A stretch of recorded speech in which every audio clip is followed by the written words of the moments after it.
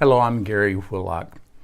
Today we're going to be talking about a subject of how we're able to get these outstanding roofs to do. This is a question I get asked so often by other roofing contractors or salespeople from roofing contractors. And I thought that today we would just address this. How is it that we get some of these really nice homes to re-roof, nice projects that just look outstanding when we're done? And of course, there's several things involved in this, but we're going to focus on what it really takes to get these outstanding projects today. We'll be right back to get into this.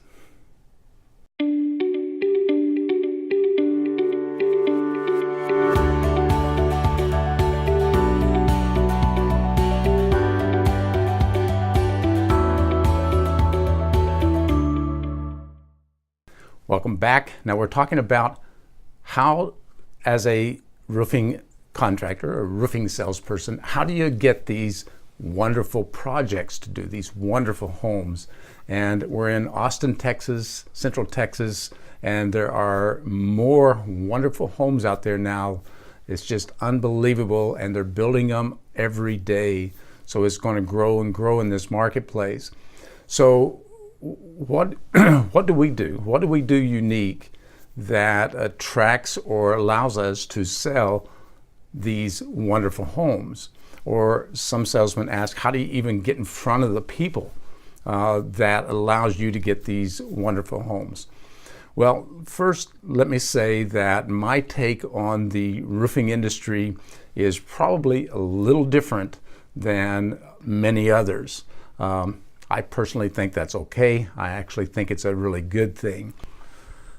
The very first thing that I would say about this is that you have to have something to sell. You have to have something to sell.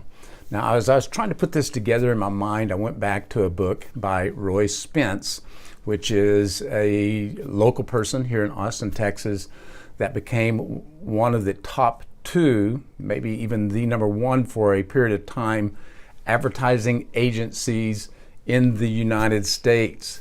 Unbelievable record when you start looking at that. He's represented some of the most incredible companies. Back when Sam Walton was alive, he worked with Sam Walton directly to represent Walmart in creating the growth that they had, and did they ever grow? He worked with Southwest Airlines.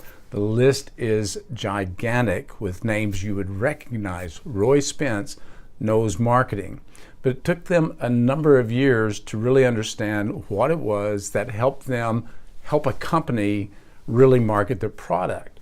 And it really boils down to this. Number one, you have to have something to sell. You have to have something to sell.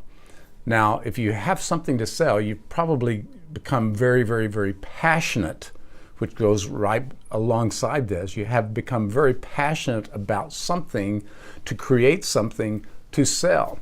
Most roofing salespeople, most roofing companies that I see go out there and they go through these sales training courses that are really obsolete, 1970s stuff, still being hammered out there, that you go through a process of telling them about your company, you've been in business this long. The problem with all of the arm twisting and the long presentation of getting in front of people and trying to sell them is, okay, well, they already know you're a company and they've probably done some background. They know you've switched owners 3 times over the last decade. There's a lot of information online anymore, so they're going to know some things about you probably if they're a good candidate and have a great home. So this is in the selling mode. Now the other part is you got to attract those people. The best way to attract them is by referrals. So what do you do and what do you sell? Going back to what Roy Spence talked about, and in his book, which is a wonderful read if you're into marketing and selling, and most of you are, you're probably not watching this video right now.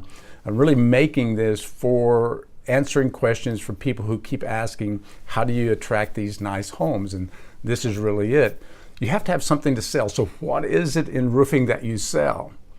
Do you provide outstanding supervision where others do not? Do you provide a product unique where others do not? Do you provide certain items? And this is probably where we do the best, is we do a lot of things, and I'm going to show you a few pictures of this along with this video. We do things like, let's back up just a little bit. We take the assumption that if they're having the roof done, they want to protect the home from the top side. That's the real purpose of the roof, number one. Number two, they want it to look beautiful. And we fit into both of those. When you protect the roof from the top side, we look at it this way. Are there any chimneys up there? Are there pipes? There's vents? Are there walls, wall flashings, terminations? There's a multitude of things that go on top of roofs that we address, and we just simply point them out. It's just, actually, I never actually met with the guy. I met him briefly. He is real close to us, to our office. He wanted me to take a look at his roof. He's getting the roof replaced. It's an insurance job. And I go by to look at the roof and didn't know if he's going to be there or not. I told him I would come by. I also got his email address so I could email him information on what needs to be done. And then I go by the house after it was a rainy time, waited for the rain, so it was the following day after we talked, went by the house, and sure enough, he was there. He also asked, he said, what if another roofer shows up while you're here? I said, well, there's room for two on a roof. It's not a problem. He said, well, I hope you don't mind. He said, I think I got a guy coming right now. He said, I wasn't sure when you were coming, and I kind of understood that. Well, the other guy comes, and I say hi to him. I just tell him I'm going to be on the roof for a few minutes and then be on my way. And the guy kind of relaxed a little bit, and then he met the homeowner, taking the homeowner inside before ever looking at his roof to start this whole presentation of who we are and how great we are and why you need to hire us. Well, my job, as I saw it there, was to get my ladder out and get up there and take a look at the roof and see what the problems were. And sure enough, there were some little issues. All of them on this house were pretty minor. However, they're major if you look at the downside. If you don't take care of, on this particular roof, the chimney cap that had nearly blown off and been folded back down and partially attached to the roof, now holding about an inch of water in the center, ready to rust out and ready to collapse. The chimney base that had turn-back flashing, and if you've ever heard my rants on turn-back flashing, it is just awful to have a gutter system beneath the roofing shingles. I just don't agree with that at all. There's such a better way, and traditionally, hundreds of years, they found that step flashing is a better way. So not only was the turn-back flashing an issue, but right at the base, there was some decay that had happened to the siding. A squirrel had dug his way in, and now some foam insulation trapping water. There was a number of things there. There was a turn-back flashing that had come loose, popped up almost 2 inches high on the front of the house, up adjacent, and then a real poor job with a brick pocket. They put in a brick pocket that was soldered, but they did not counterflash it, so water could just go in behind the brick pocket flashing. So there was a few other things, pipes and vents, B-vents that were caulked around the storm collar, stuff that just seems so silly to me. Some of these things are so dated that, we have moved way past doing a storm collar with caulk around it. Texas heat, a B vent is a gas vent, so it's going to get hot, get cold, get hot, get cold. We have Texas sun that gets the rooftop temperatures 145 degrees on a regular basis in the summertime, 6 or 7 months a year. So what happens to this caulk? It just cracks and breaks, and now you got a leak inside the pipe vent. What we offer is finding all these things and resolving them all in one re-roof. It's part of the re-roof project. What do we offer?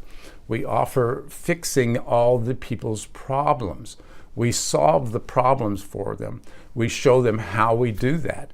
We show them how we make sure that is done. And we do that with a plan in place to run that job and make sure that every detail gets done as it is. So if you want to sell good jobs and you want to do the customer right, and this is not for everyone, find what it is that you sell. Find what it is that you know that you can provide that is unique to your company. And I guarantee you, if you start looking and you're not trying to just sell something, push something off on somebody, but you're trying to solve a problem for that customer, you're going to find there's a lot of needs that are not being met out there, and people are looking for answers. And that's what roofing sales, to me, really is finding the answers, helping the person so they can get a roof that's going to last. We call it roofs that are built to last, and we really take that serious in every detail. We never rely on just caulk. We know that's very, very temporary. We never replace a roof without showing the homeowner problems that they're going to have that could cause a leak in the chimney. You don't want to do a chimney repair or a wall repair or refer them to somebody after the shingles are on and destroy the new roof. This is all what we provide, a way that the people can see that we're here to help them, full service, get a roof that is built to last, and everything surrounding that roof is going to hold up and last a long time.